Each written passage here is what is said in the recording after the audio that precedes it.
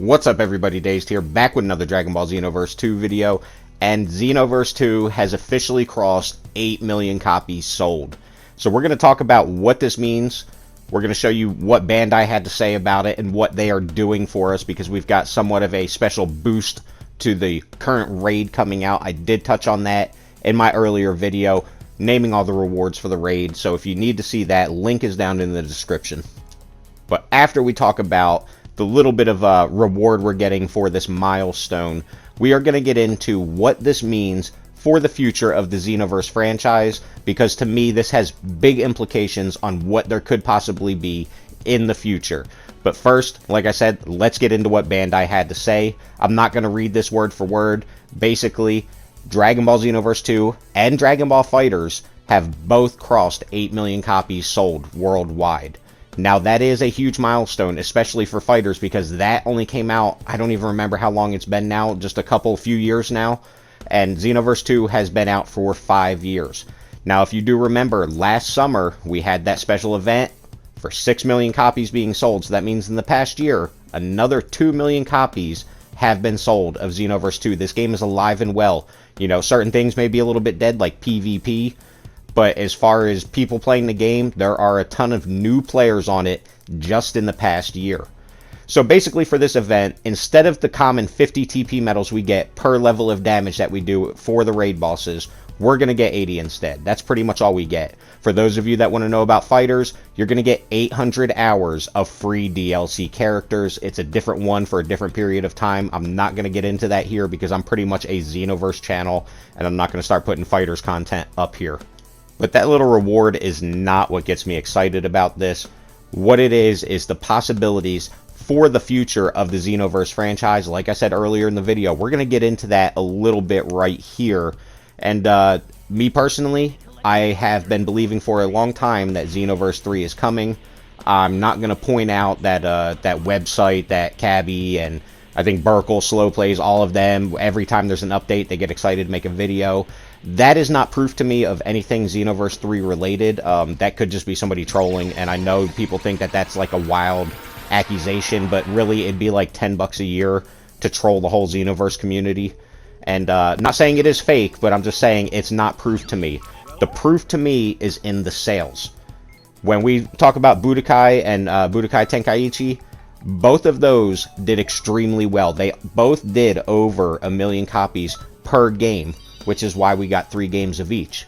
Raging Blast 2 did not bust altogether over 1.5 million copies sold.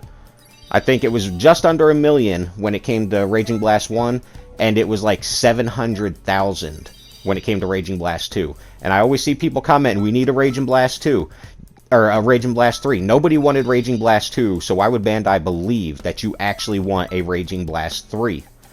It doesn't make sense financially.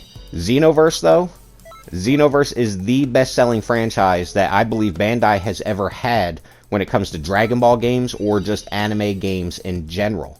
You're talking 8 million copies sold on this, and I believe for Xenoverse 1 it was something like 5 or 6 million copies sold. I believe it was 5 million.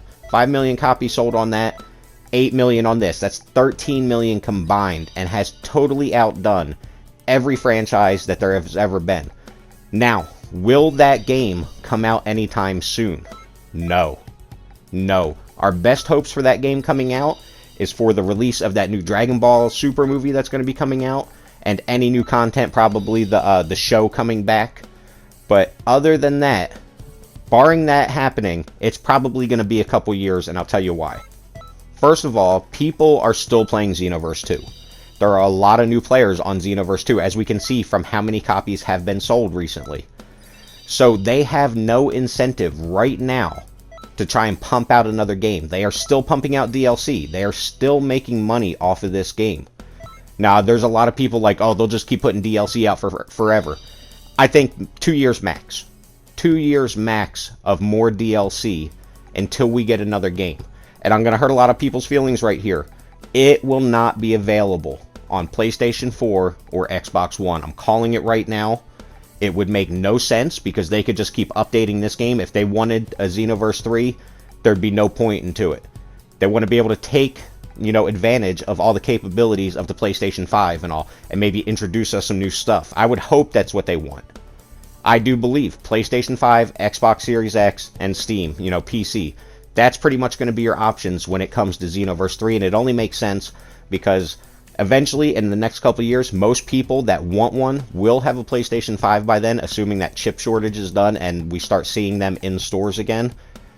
So why would you put it on the old console? Not even like put it on both of them, because then we are just limited to what a PlayStation 4 can do. Plus, they will probably support the game for years to come. I think that is the most likely outcome when it comes to Dragon Ball Xenoverse 3. Next gen only, and at least 6 years of support, because we're getting that from Xenoverse 2.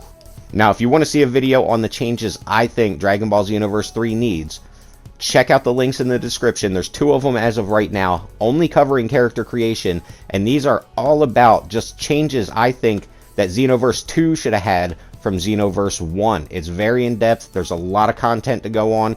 I've got one more video to make to cover all of just character creation. Then I'm going to start moving on to stuff like story, because we need a big change to story. Everybody knows that. It's been the same story for 2 games in a row, for game modes, for game mechanics, all kinds of stuff, everything about the game that needs to be changed. And I think a lot of people agree with me, because when you see that video, there's not too many people saying that I'm asking for too much. There are people saying I'm asking for too much, but I'm literally just asking for basic things from other games. So let me know down in the comments, what do you guys think of all of this? Do you think we're getting a 3rd game? What do you think that's going to be geared around? Is it going to be PlayStation 5 and next gen only, like I said? Or do you think it'll actually come on PlayStation 4? Or do you think we're just going to get unlimited DLC for Dragon Ball Xenoverse 2 and they will never make a 3rd game? Let us know down below, and if you have any ideas, be sure to leave them on my other video, the Dragon Ball Xenoverse 3 changes we need. Leave your ideas for changes that you would like to see implemented in the game in the comment section on those videos. Well guys, that is going to wrap this video up. If you do like the content I'm putting out, don't forget to like, comment, and subscribe, and I will see you in the next video.